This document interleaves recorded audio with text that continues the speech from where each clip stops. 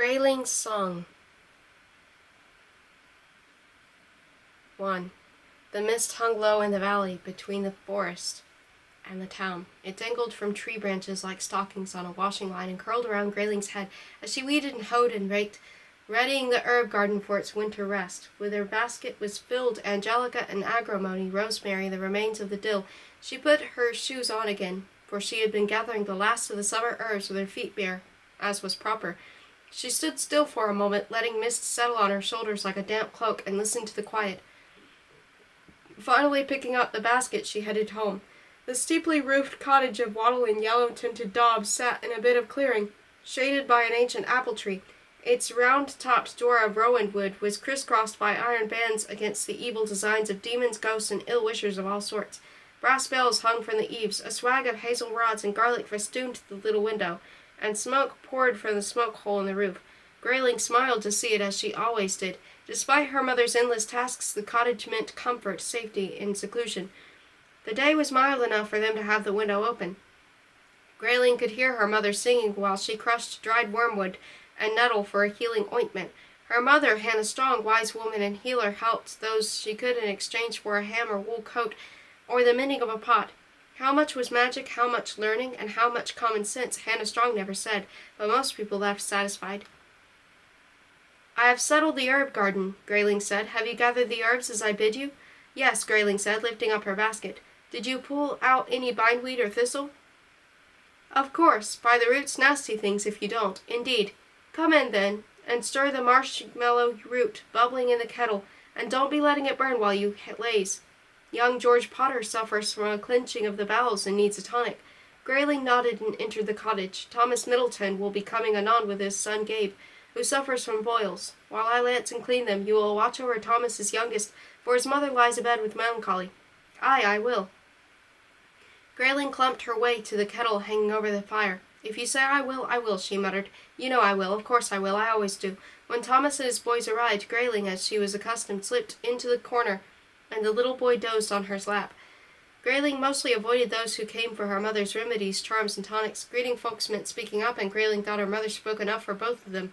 And the girl learned many things by listening when visitors forgot she was there. Marjorie Atwood wanted a love charm to woo the miller's son away from Cicely Waterstone. Ralph Farquhar had a rash shaped like a turnip on his bum. Randall Pike's pig found its way into Wellington Baker's yard and cooking pot, so Randall Pike perched on Wellington's doorstep and wouldn't move until he was paid for the pig. Randall's wife brought him bread and beer each day at noon, and he voided his bladder at a door-side gooseberry patch. William Miller had visions of soldiers marching on the road north of town, and Hannah Strong believed it likely to be a true sighting, portending conflict, for the land was in turmoil. "Warlords are forming their own armies," she said with a frown. "The powerful want more power, the wealthy want more wealth, and heaven help those who get in their way." "Aye," said Thomas Middleton.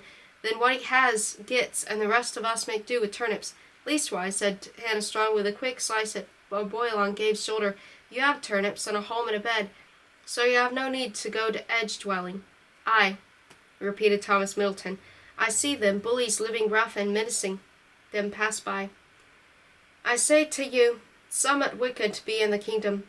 Grayling's skin prickled with unease. There were some things she would rather not have heard. Next morning, mist again sheltered the valley. Grayling sat cross-legged on the edge of the pond, humming as she scoured the kettle. She thought about dinner. They still had parsnips and carrots in the ground, and perhaps there were enough apples left for an apple tart. With cream, if they had cream. She licked her lips. "Grayling, come, attend to me now." Her mother's voice. The calling mingled with the croaking of frogs in the pond and the ting-tang of dewdrops, and it sounded to Grayling like a sort of music.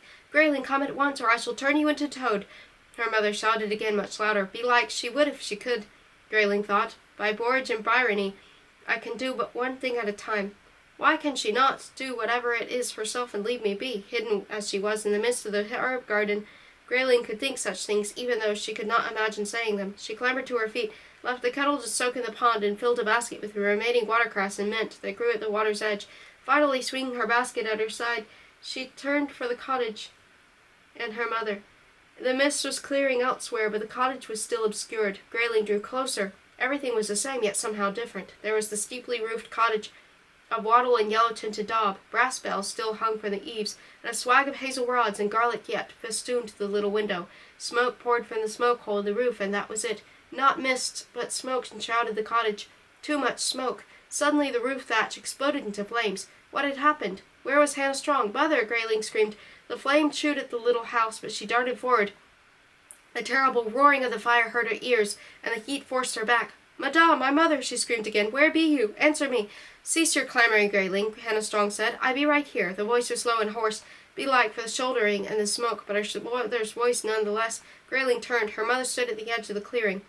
Grayling stumbled over her and grabbed her hand. What has happened? Come, run, before the fire finds the trees and we are lost. She tugged at her mother's hand. The woman swayed like a sapling in a strong wind, but neither followed Grayling nor toppled over. She stood straight and strong and still. Still! Grayling's mother was never still. She was all color, bustle, and fuss, wrapped in crimsons and blues, and the gold of the mustard paste served with sausages at the unicorn's horn.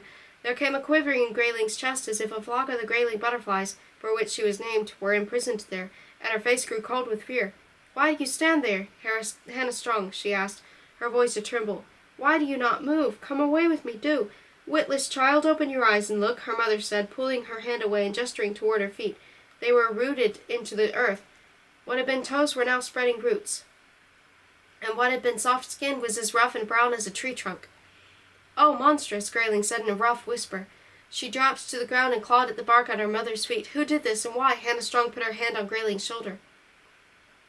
Enough, enough, 'twill do no good. She shook her head, and dark hair fell across her face. I know not who or the why. Destruction came as smoke and shadow. Fire the house, and left me as you see me. What are we to do? Grayling cried over the pounding of her heart. Her mother shook her head again. Grayling stood and wiped her hands on her skirt. She could not move for terror and barely breathed as she watched the progress of the flames. Her mother did not know. Her mother, wise woman, hedge witch, purveyor of potions to heal and to cheer, who had charms and spells and power, who was the wisest and surest and strongest person Grayling could imagine, did not know. Grayling felt a clenching in her belly and in her heart, and her hands shook. No sound reached her ears but for the roaring of the fire. No twittering of birds, no chatter of squirrels or hooting of owls, no singing of the frogs by the pond. The flames finally took the cottage and the apple tree beside, but went no farther. After a time what remained had cooled enough for Grayling to draw closer. The roof was gone, she saw, and the walls, though standing in some places, were burned through in others. She took a hawthorn stick to protect against evil, and poked in the chair and char in the ashes. Her mother's clay jars, pots and crocks and salves and potions were buried in ash. Some were broken, their contents spilled, others were whole, dingy with soot, and still warm to the touch. Cooking pots were blackened, candlesticks melted into pools of tin.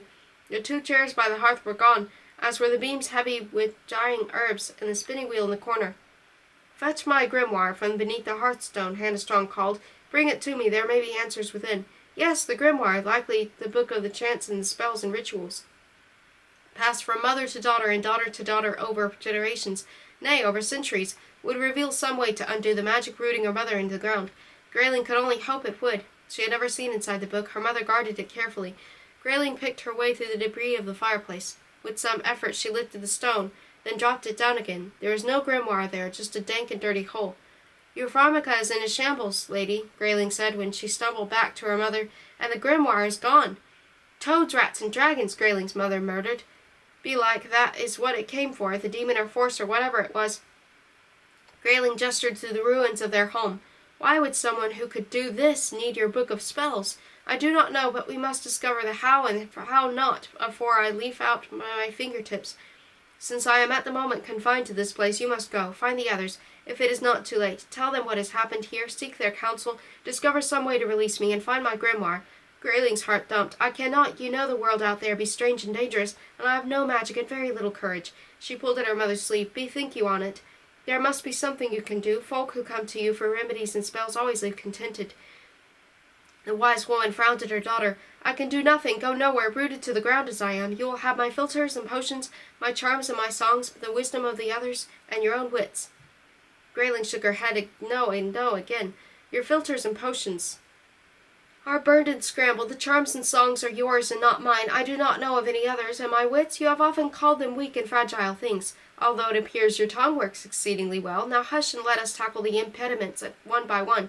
Grayling's mother sighed. How I wish I could sit down. My knees pain me with the standing. Her eyes filled with dark sadness, and Grayling's heart grew sore with sorrow and fear.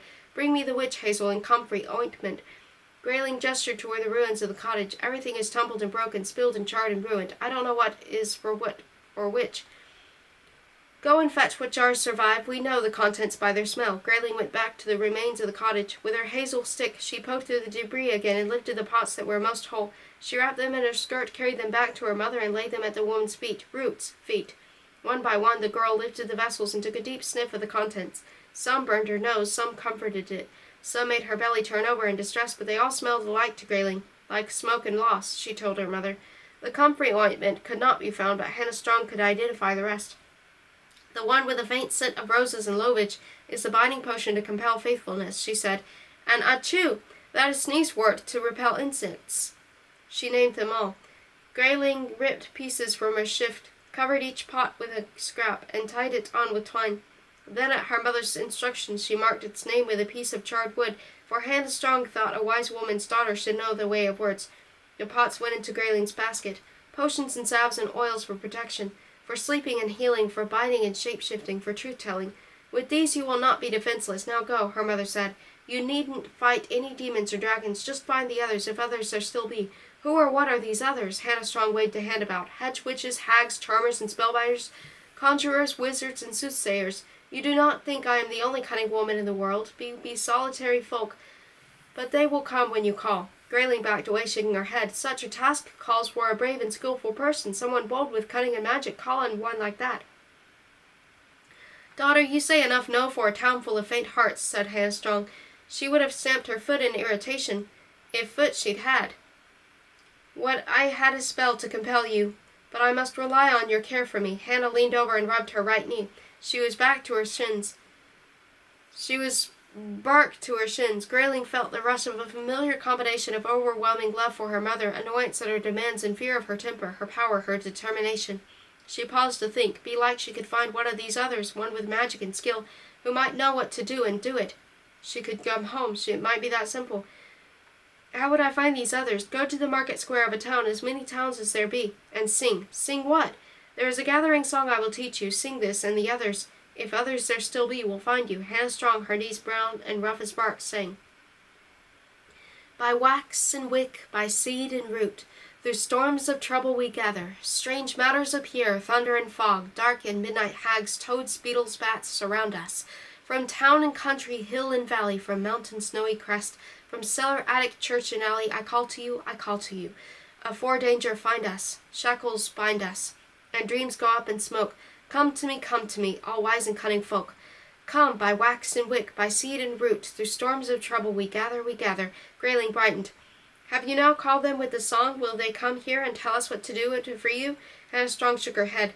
It will be many miles and many singings before they will hear and respond, but they will, if any there be. There is power in the song. Now you sing. And all unwilling, Grayling sang, stumbling over the unfamiliar words, again and again until she knew the song. Then her mother taught her a song to sing to the grimoire, and how to listen for the grimoire singing back, provided that no water stood between them.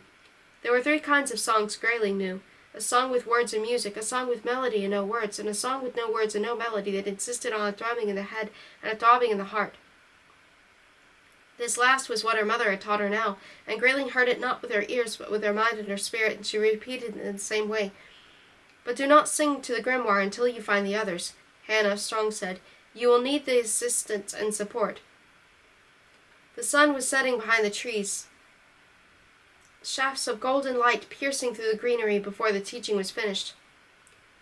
Grayling took the basket of herbs, bottles, and pots, and added the hawthorn stick against evil, a wool winter cap with ear flaps, and half a loaf of bread toasted but not consumed by the fire. She slipped a piece of angelica root into her pocket for protection. Her mother, not one for hugging, patted her on the back. Mayhap, Grayling said in a small, thin voice, I should wait until morning and start afresh on the road. Hannah Strong said, in a voice soft but strong as silk thread, You are the wise woman's daughter. 'Tis up to you to set this right. Go. Grayling pulled her cloak tight about her. She left her mother there in the galley and ventured forth on her own, reluctant and frightened, up the rise.